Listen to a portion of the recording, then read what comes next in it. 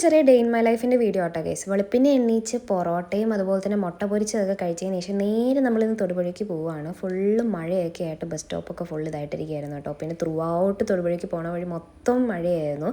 പിന്നെ റൂമിലെത്തി ഞാൻ കുറച്ച് നേരം കിടന്ന് കഴിഞ്ഞപ്പോഴത്തേക്കും എൻ്റെ ഒരു സ്വിസ് ബ്യൂട്ടിയിൽ നിന്ന് ഓർഡർ ചെയ്തൊരു പെർഫ്യൂം വന്നിട്ടോ ഗൈസ്.